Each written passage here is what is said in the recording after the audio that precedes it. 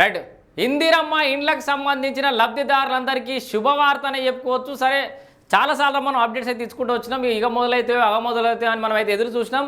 ఎన్నికల కూడా అన్నారు, అట్లా అన్నారు, ఇట్లా అన్నారు, అంతన్నారు ఇంతన్నారు అన్నాడు. పెద్ద కథ అయితే నడిచింది. మొత్తానికైతే ఇందిరమ్మ ఇండ్లకు సంబంధించి బడ్జెట్ని అయితే రిలీజ్ చేసింది. ఈ బడ్జెట్ తోటైతే ఇందిరమ్మ ఇండ్ల లబ్ధిదారులకైతే ఆశలు రేకెత్తినాయని చెప్పుకోవచ్చు. ఇల్లు కట్టాల్సిందే.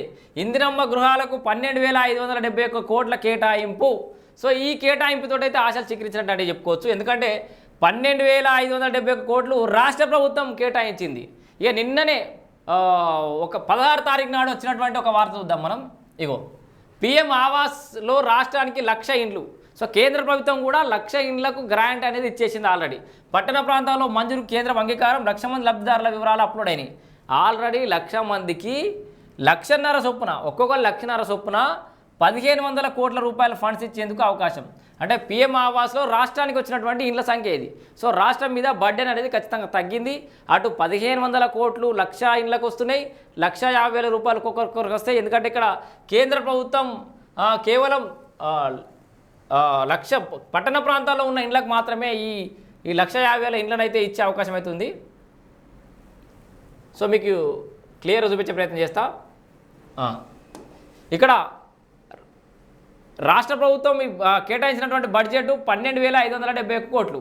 దీనికి ప్లస్ ఇప్పుడు రాష్ట్ర ప్రభుత్వం, ఇప్పుడు కేంద్ర ప్రభుత్వం ఇచ్చినటువంటి 1,500 కోట్లు. దీంట్లో ఒక 1,00,000 మందికి ఒక్కొక్కరికి 1,50,000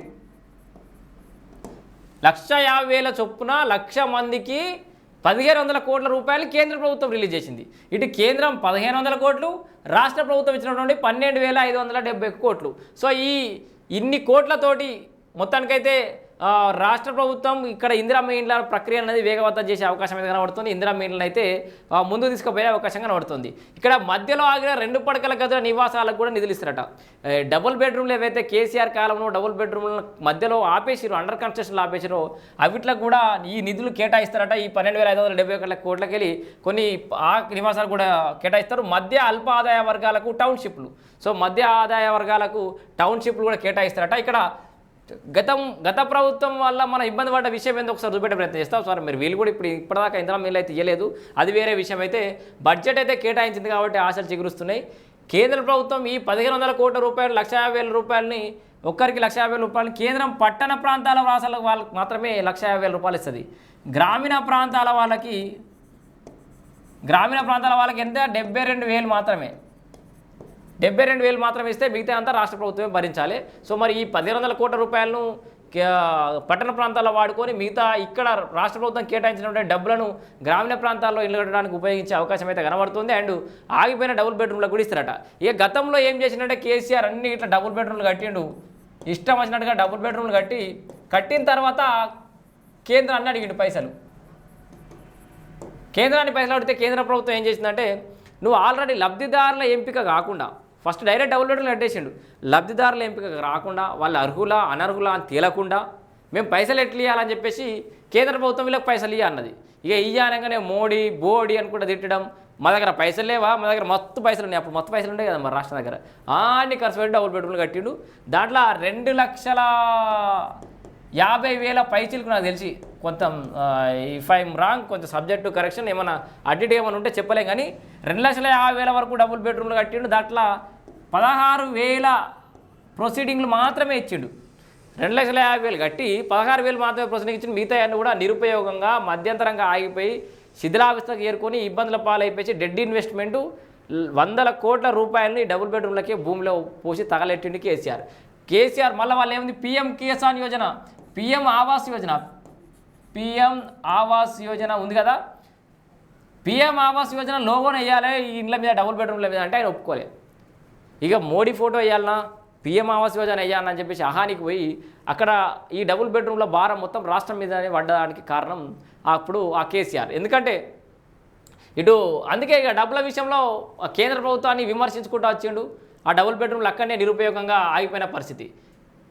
ఇక్కడ చూస్తే మనకు ఇల్లు కట్టాల్సిందే అని చెప్పేసి అయితే ఈ డబుల్ బెడ్రూమ్లకు ఈ ఇందిరమ్మ ఇళ్ళకి సంబంధించిన విషయాన్ని ఒకసారి చూసే ప్రయత్నం చేద్దాం. రాష్ట్ర ప్రభుత్వం తాజా బడ్జెట్లో ఇందిరమ్మ ఇళ్లకు పెద్దపీట వేసింది. పేదల సొంతింటి కలను నెరవేర్చాలన్న సంకల్పంతో ఈ పథకానికి నిధుల కేటాయింపులు ప్రాధాన్యత ఇచ్చింది. గత ఎన్నికల సమయంలో కాంగ్రెస్ పేర్కొన్న 6 గ్యారంటీల్లో ఒకటైన ఇందిరమ్మ ఇళ్లను ఎక్కువగా నిర్మించాలని ప్రభుత్వం అయితే భావిస్తోంది. కొత్త ఇళ్లను నిర్మించడంతో పాటు గత ప్రభుత్వం హయాంలో వివిధ దశల్లో నిలిచిపోయిన 2 పడకల గదుల ఇళ్లకు కూడా పూర్తి చేయాలని ప్రభుత్వం నిర్ణయించింది. అందుకు అవసరమైన నిధులను కూడా ఈ బడ్జెట్లో కేటాయించింది. ప్రభుత్వం కేటాయించడంతో పాటు కేంద్ర ప్రభుత్వం కూడా బడ్జెట్ కేటాయించింది. ఎందుకంటే మన పన్నుల రూపంలో మనం కేంద్రానికి మనం పైసలు కడుతున్నాం. కేంద్రం నుంచి మనం తెచ్చుకోవాల్సిన పైసలు తెచ్చుకోవాలి. అట్లా తెచ్చుకోకపోవడం వల్ల ఇప్పటిదాకా భారం అయితే పడ్డది. గత ప్రభుత్వ హయాంలో నిలిచిపోయిన వాటికి రాష్ట్రంలో గత ప్రభుత్వం 2.36 లక్షల రెండు పడక గదుల ఇళ్లను మంజూరు చేసింది. 2.36 లక్షలట. మనం ఇందాక చెప్పింది మ్యాచ్ అయింది. వాటిలో 1.52 లక్షల ఇళ్ల నిర్మాణాలు పూర్తవగా మరో 34,545 గృహాలు వివిధ దశల్లో ఆగిపోయాయి. ఇలా నిలిచిపోయిన ఇళ్ల పూర్తికి ప్రభుత్వం 305.03 కోట్లను కేటాయించింది. చూడురిగా కేసీఆర్ కాలంలో మధ్యంతరంగా ఆగిపోయిన ఇళ్ళకు కూడా డబ్బులు కేటాయించి అవి పూర్తి చేస్తుంది. చెయ్యాలి. ఎందుకంటే అవి కూడా కేసీఆర్ ఏం సొంత ఇంట్లోకి వెళ్ళి ఇచ్చిన పైసలు కావు. అనవసరంగా బుగ్గిపాలు చేసినటువంటి పైసలు. అది ప్రజల సొమ్ము, మన రాష్ట్ర ప్రభుత్వానికి మరా సొమ్ము. ఇదంతా మనందరి సొమ్ము. ఆ మిగిలిపోయిన ఇళ్ళకు కూడా డబ్బులు కేటాయించి వినియోగాలు తీసుకొస్తారట. 2 పడక గదుల ఇళ్లకు సంబంధించిన చాలా కాలనీలో డ్రైనేజీ, మంచినీరు, విద్యుత్ సరఫరా వంటి మౌలిక సౌకర్యాలు కల్పించలేదు. ప్రస్తుత ఆర్థిక సంవత్సరంలో ఆ సదుపాయాలు కల్పించి లబ్ధిదారులకు ఇళ్లను అందించడానికి బడ్జెట్లో ప్రత్యేకంగా నిధులు కేటాయించారు. కేసీఆర్ కట్టించిన డబుల్ బెడ్రూమ్లు కూడా సెట్ చేసేసి నిధులు కేటాయించి డ్రైనేజ్ వ్యవస్థలు అన్నీ సెట్ చేసి ఇళ్ళని మంచి చేసి అవిట్లను కూడా కేటాయిస్తారట. ఇదొక రాష్ట్ర సంపద ఖరాబ్ కాకుండా కాపాడే ప్రయత్నం. ఇక ఆర్ఆర్ఆర్ మధ్య పేదలతో పాటు అల్ప ఆదాయ వర్గం ఎల్ఐజీ, మధ్య ఆదాయం వర్గం ఎంఐజీ వారికి కూడా అందుబాటులో ధరలకు ఇళ్లను నిర్మించి ఇవ్వాలని ప్రభుత్వం నిర్ణయించింది.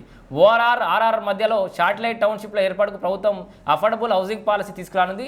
శాటిలైట్ టౌన్షిప్ల కోసం ప్రభుత్వం టెండర్ కూడా పిలిచింది. బడ్జెట్లో దీని ప్రస్తావన ఉండడంతో ఈ ఆర్థిక సంవత్సరంలో అల్ప ఆదాయ మధ్యతరగతి వర్గాల ప్రజలు ఇళ్ల నిర్మాణానికి అడుగులు పడనున్నాయని ఆశ వ్యక్తం అవుతోంది. రాష్ట్రంలో ఇప్పటి వరకు 80.54 లక్షల దరఖాస్తులు రాగా అధికారులు వాటిని ఇందిరమ్మ ఇండ్ల యాప్లలో సర్వే జరిపి L1, 2, 3లుగా విభాగాలుగా వర్గీకరించి మనందరూ తెలిసిందే L1, L2, L3 అని.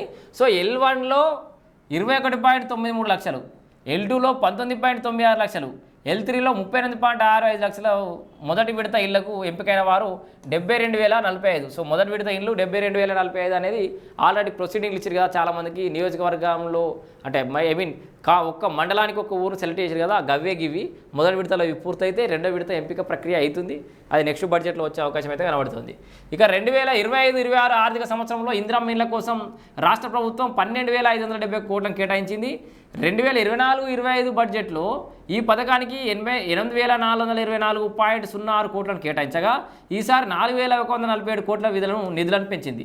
ఏటా నియోజకవర్గానికి 3,500 ఇండ్ల చొప్పున రాష్ట్రంలో గరిష్టంగా 4.50 లక్షల ఇళ్లను అందిస్తామని ప్రభుత్వం ప్రకటించింది. అంటే ఈ వీళ్ళ టర్మ్ పూర్తయ్యే లోపల 4-5 లక్షల ఇళ్ళు కడతామంటారు.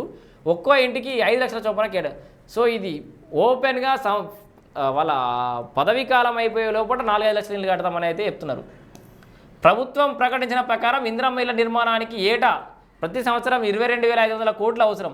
ప్రజాపాలలో వచ్చిన దరఖాస్తుల ఆధారంగా రాష్ట్ర ప్రభుత్వం ఇళ్లను కేటాయించింది. మరోవైపు కేంద్ర ప్రభుత్వం ఒక్కో ఇంటికి పట్టణ ప్రాంతాల్లో 150,000, గ్రామీణ ప్రాంతాల్లో 72,000 అందిస్తుంది. కేంద్రం వాటాగా రాష్ట్రానికి మరో 1,000 కోట్లు వచ్చే అవకాశం అయితే ఉంది. సో ఇంకొక 1,000 కోట్లు కూడా వచ్చే అవకాశం అయితే కనబడుతుందట. మొత్తంగా L1లో ఉన్న వాళ్ళకి అట్లాగే మొదటి సంవత్సరం 4 లక్షలు మొత్తం అయితే ప్రతి ఏటా ఒక్క సంవత్సరంలో నియోజకవర్గానికి 3,500 ఇండ్లు అయితే కేటాయించే అవకాశం అయితే ఉంది. మొత్తంగా ఇది ఇల్లు కట్టాల్సిందే. మధ్యలో ఆగిన 2 పథకాల గదులకు కూడా ఇళ్ళకి నిర్మాణానికి కూడా మార్గం సుగమమైంది. ఇందిరమ్మ ఇండ్లు అనేది ప్రక్రియ వేగవంతం కాబోతుంది.